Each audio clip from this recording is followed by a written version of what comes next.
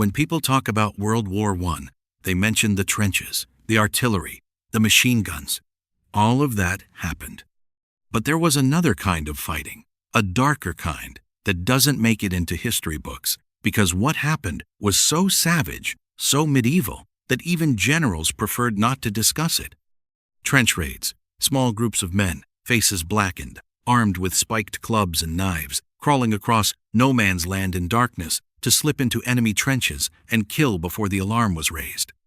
I have to warn you, some of what you're about to hear is genuinely disturbing. Now, if you're still here, let's understand how the most technologically advanced war in history ended up requiring men to kill each other with sharpened shovels in the darkness.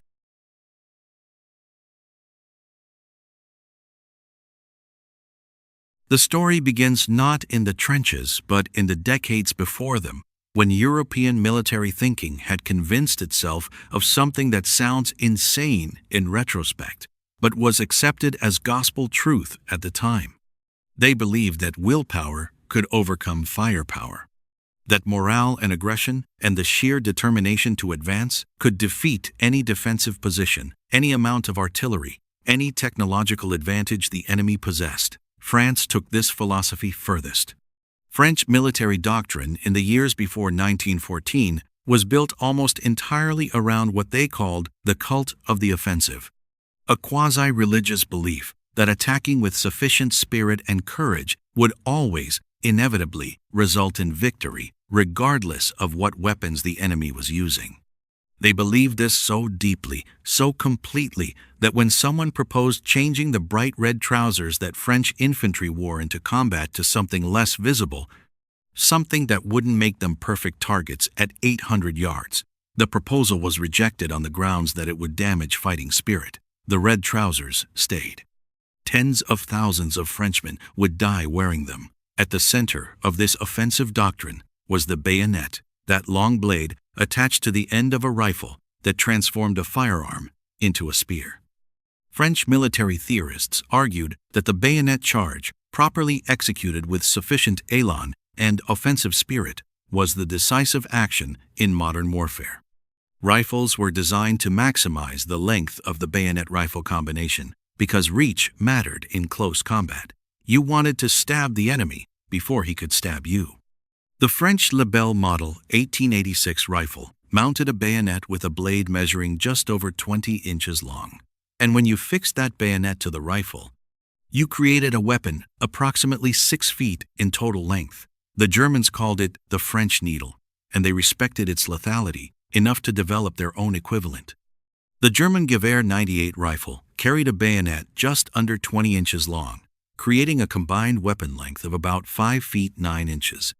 Specifically designed to allow infantry to bring down cavalry from their horses, which tells you exactly how military planners were still thinking in terms of 19th century warfare, even as they prepared for a 20th century conflict. Training emphasized thrust, parry, and lunge techniques borrowed directly from fencing, with instructors identifying the throat, breast, and groin as primary targets. French troops drilled in what they called elbow-to-elbow formations, packed so tightly together that the mass of men advancing with fixed bayonets would create overwhelming shock effect when they hit the enemy line. Everything about pre-war military training assumed that battles would be decided by men charging across open ground with steel-tipped rifles, closing with the enemy, and winning through superior courage and fighting spirit. That was the theory. That was what every army in Europe prepared for. And in August 1914, they got their chance to prove it worked. France launched its great offensive into German-held Alsace-Lorraine on August 14, 1914, with all the confidence and ceremony that pre-war doctrine demanded. French soldiers advanced in those bright red trousers and dark blue coats, military bands playing, officers leading from the front with drawn swords in the manner of Napoleon's armies, flags flying, the entire spectacle of 19th century warfare on full display. They marched directly into the killing zone of 20th century weapons. Machine guns and modern artillery, coupled with barbed wire obstacles that hadn't existed in previous wars, created a firepower density that no amount of courage could overcome. August 22, 1914, became the single deadliest day in the entire history of French warfare. In one 24-hour period, 27,000 French soldiers were killed. Not wounded, not captured, killed. More than on any other single day in French military history before or since. The cult of the offensive had just collided with industrial firepower and lost so catastrophically that you could see the failure in numbers that still shock historians more than a century later. The Germans suffered their own version of the same disaster. During the First Battle of the Marne, Crown Prince Wilhelm, convinced that German offensive spirit would carry the day, ordered 100,000 German infantry to fix bayonets and charge French positions in darkness. French 75mm guns, the famous French 75, that could fire 15 rounds per minute with devastating accuracy, opened fire into the packed ranks of advancing Germans. German units panicked in the darkness and confusion. Two German formations fired on each other at nearly point-blank range, neither recognizing the other in the chaos. The assault cost approximately 15,000 casualties and accomplished nothing except to prove that massed infantry charges in the age of modern artillery were not brave, they were suicide.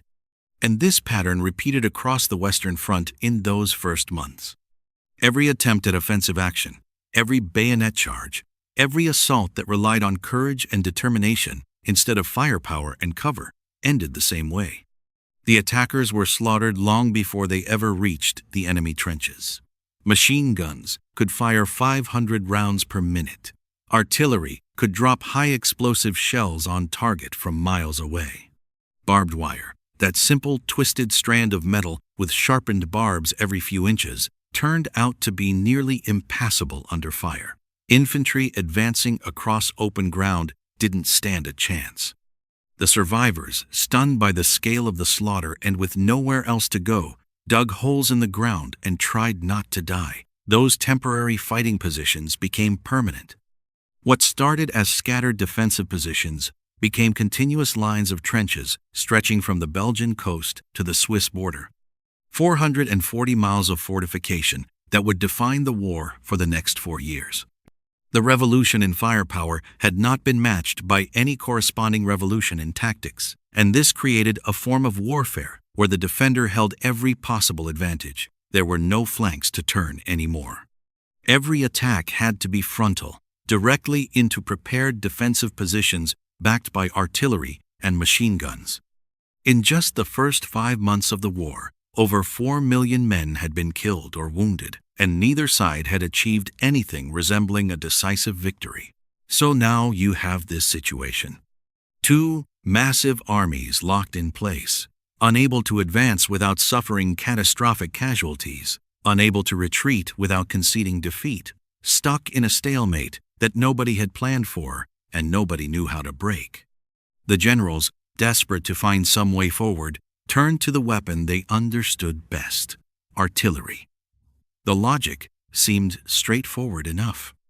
If infantry couldn't cross no man's land because of machine guns and barbed wire, you would use artillery to destroy the machine guns and the wire before the infantry advanced. You would bombard enemy positions for days, sometimes for a full week, firing hundreds of thousands or even millions of shells, pulverizing everything in the target zone. The barbed wire would be blown apart. The trenches would collapse. The machine guns would be destroyed or buried. The defenders would be killed or so demoralized that they couldn't fight effectively. Then your infantry would simply walk across no man's land and occupy what remained of the enemy positions. That was the theory, carefully worked out on staff college blackboards and tested in peacetime exercises. And it failed for reasons that should have been obvious but somehow weren't. The most catastrophic example came at the Somme in 1916, where the British fired over 1.5 million shells during a 7-day preliminary bombardment that could be heard across the English Channel. Commanders were so confident that the bombardment had done its job, so certain that no German soldier could have survived that week of high explosive hell, that they ordered the attacking infantry not to run across no man's land, but to walk, to maintain formation discipline, because surely there would be no one left alive to shoot at them. That optimism proved so catastrophically wrong that the first day of the Somme, July 1st, 1916, remains the deadliest single day in British military history. 19,000 British soldiers were killed, and another 38,000 were wounded in the first 24 hours of the offensive. What had gone wrong was simple but devastating. The Germans had built deep dugouts, some of them 40 feet underground, reinforced with concrete and timber, designed specifically to allow soldiers to survive even the heaviest bombardment by sheltering deep in the earth until it ended.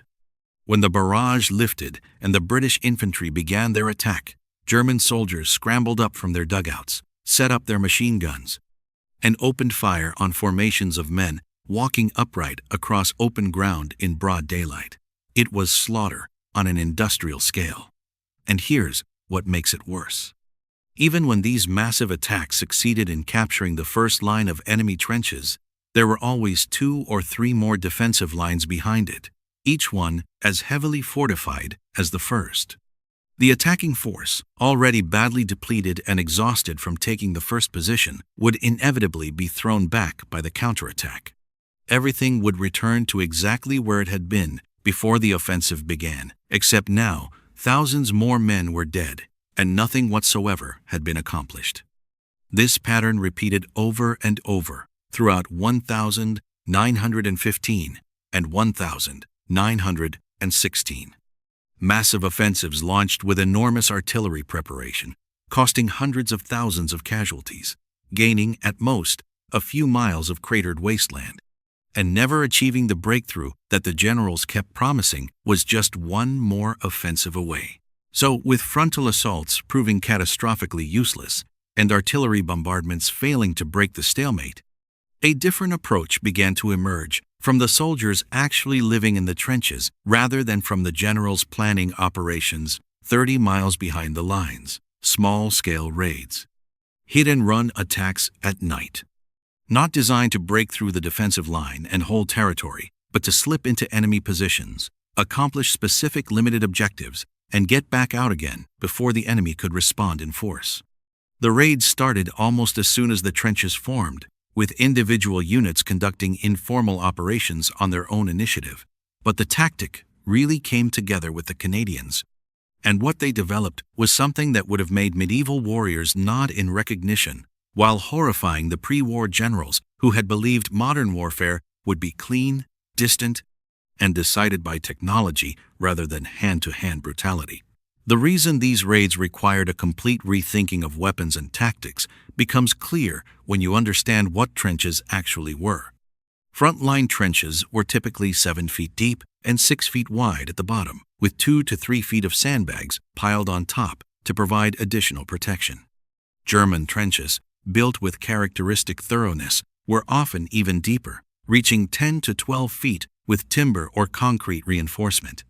All trenches, on both sides, were built in zigzag patterns rather than straight lines, and this wasn't aesthetic. If a trench ran straight for any distance, a single artillery shell landing inside it could send shrapnel and blast effect down the entire length, killing everyone for dozens or even hundreds of yards.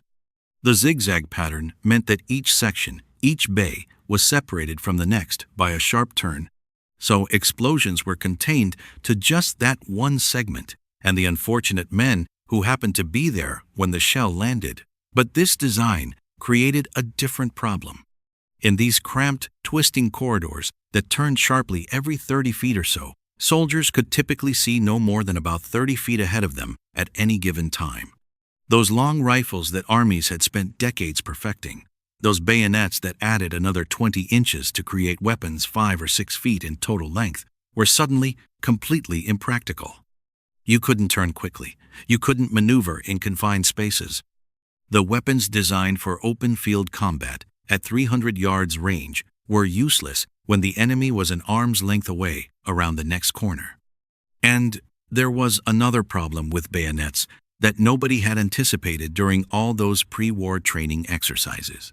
Bayonets got stuck. Not sometimes, frequently. One Australian officer described watching one of his men drive his bayonet completely through a German soldier and into the hardwood support beam behind him, then struggled desperately to pull it free while other Germans rushed toward him. He couldn't extract it. The blade was wedged too firmly in wood and bone and tissue. He had to release the bayonet from the rifle mount entirely, leaving the German pinned to the beam, where the man died slowly, while the Australian retreated with just his useless rifle. There were documented cases of 2 soldiers being found dead in the same trench, having stabbed each other with bayonets at precisely the same moment, dying together in what must have been a final instant of mutual recognition and horror. Soldiers on both sides figured out very quickly that they needed different weapons for this kind of fighting, and what they reached for were tools that medieval warriors would have recognized instantly: clubs, knives, sharpened shovels. Weapons designed not for range or precision, but for brutal effectiveness in close-quarters darkness, where silence mattered more than firepower and speed mattered more than skill. Trench clubs became the preferred weapon for night raiders, and the designs that soldiers created showed both practical ingenuity and a kind of grim creativity. Some raiders used the empty metal casings from Mills bombs' hand grenades fixed to wooden handles to create weighted clubs. Others took the handles from their entrenching tools and drove hobnails all around the striking surface, creating weapons studded with dozens of sharp metal points. Some designs looked exactly like medieval morning stars, with iron spikes radiating from a central weight. There were clubs with flexible coil springs built into the handle to increase striking power through a kind of whiplash effect. Others had multiple weighted heads on chains. The variety was extraordinary, and it all pointed to the same conclusion. Modern industrial warfare had regressed to the weapons technology of 500 years earlier. Trench knives came in an equally creative variety of forms, but the most famous and most effective was the American Mark I trench knife, a weapon so perfectly designed for its purpose that it's still studied in military academies. The blade itself was about 7 inches long, double-edged, and came to a sharp point designed for thrusting rather than slashing. The handle incorporated brass knuckles, so even if you lost your grip on the knife or it got knocked away, your fist was still a weapon. The pommel, the bottom of the handle, extended into what was officially called a skull crusher cap, but which everyone knew was designed for exactly what the name implied: smashing through bone. The entire knife was issued completely blackened to prevent any reflection or glinting in moonlight that might give away a raider's position. But of all the improvised and purpose-built weapons that emerged from trench warfare, the humble entrenching tool, the standard-issue shovel that every soldier carried, proved unexpectedly devastating in close combat. The weight distribution made it effective for striking. Soldiers sharpened the edges until they could cut through heavy cloth, leather, and flesh with a single swing. And unlike bayonets, shovels didn't get stuck in bodies. You could strike, pull back, and strike again in rapid succession, which in the confined chaos of trench fighting meant the difference between killing one enemy or several. Veterans described the sound of sharpened shovels hitting bone as something they heard in nightmares for decades afterward. What you've just seen is how modern warfare broke itself. The generals believed in the bayonet. They believed in spirit. They believed artillery could solve anything, and each belief collapsed in the mud of the Western Front. By 1916, the Western Front had become a machine for grinding men into statistics. 440 miles of trenches, millions dead or wounded, no breakthrough, no decisive maneuver. Just stalemate. And when large-scale offensives failed, when walking into machine gun fire proved suicidal, and when artillery could not destroy men buried 40 feet underground, the war did not stop. It adapted. Out of that deadlock came something far more intimate, far more deliberate. Small groups of men, trained not to conquer miles of territory, but to slip into the enemy's trench in the dark, to kill quietly, to gather intelligence, to destroy morale, and to disappear before dawn. In Part 2, we're going inside those raids. We'll examine how units like the Canadians transformed trench raiding into a systematic weapon. We'll look at the specialized tools, clubs, knives, grenades, designed specifically for killing in confined spaces. And we'll explore what 20 minutes inside an enemy trench actually felt like for the men on both sides. Because trench raids were not accidents of war. They were calculated. They were rehearsed. And in many ways, they reshaped how modern armies would fight for the next century. If you thought the story was disturbing so far, what comes next is darker. Watch for Part 2.